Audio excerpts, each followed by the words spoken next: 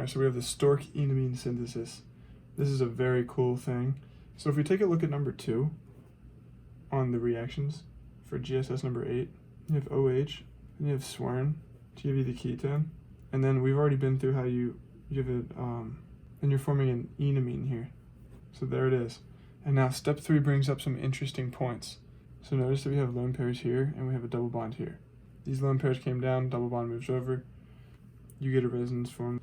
And this is the basis for the stork enamine synthesis. This is basically what we're getting at number 2 via the reaction section.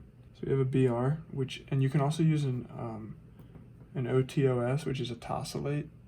Basically, it's a good leaving group.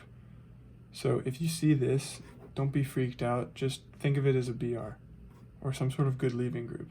So what happens is you have a nucleophile. It's going to attack that carbon, throw off the Br. And this is a way to add carbons to the chain. 1, 2, 1, 2. So you got a positive charge there. And then when you do H3O+, this hydrolyzes this thing here, and you end up with this product. I'll be honest with you, I'm not exactly 100% on the mechanism from here to there, but I do know that when you have this, and then you do H3O+, it goes here. So that's one way you can do the stork enamine synthesis. That's one way it comes through. So we have this is number 21 on GSS number 8, ACC. Now, we form the enamine, which we should be getting comfortable with. And like I said, it has resonance. So let's represent that. And you might be asking, how do you know you should show you should think about resonance in this case? Well, you look at the next step and you see that it's an ETBR. And that signals that you have a good leaving group, which is the BR. So the whole setup here is stork enamine synthesis. So that's why I do that, because I'm thinking ahead. You'll start to do that once you get more familiar with the material. I don't expect you to be thinking ahead already, but if you are, that's amazing. So that's our next step. So I set it up perfectly for this next step. You always want to be looking at the reagents below, like that come after on the reaction section. You don't want to just look at one reaction by itself. Like, don't be like so tunnel vision on the reactions. Like, kind of look ahead, see what's next, kind of predict, see what's going on, so that you can kind of use your brain. Nucleophile attacks, and now we added 2 carbons, 1, 2, 1 and 2, and then H3O+.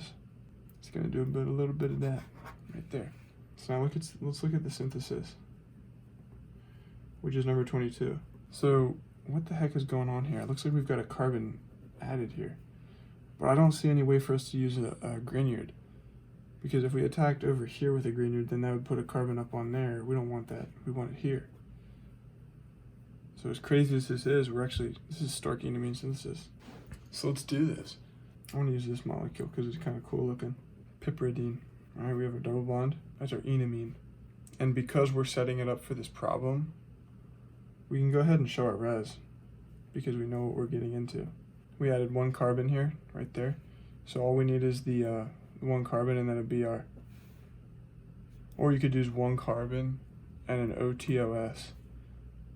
But I like BR because it's less writing. So right there and there. And again, you would not need to show these arrows for the synthesis. You do not. I'm just showing them to you to kind of make it very explicit. So we've successfully added that carbon. Now all we need to do is H3O+, and that actually just takes us back down to the carbonyl. And I'll be honest, I don't quite understand how this goes to here. Like how this gets knocked off, I kind of forget. And it's probably like some sort of hydrolysis, but I just memorized that. Maybe it shows that I'm not very good at this, but I'm sorry. Yeah, that's basically it for the stork enamine synthesis.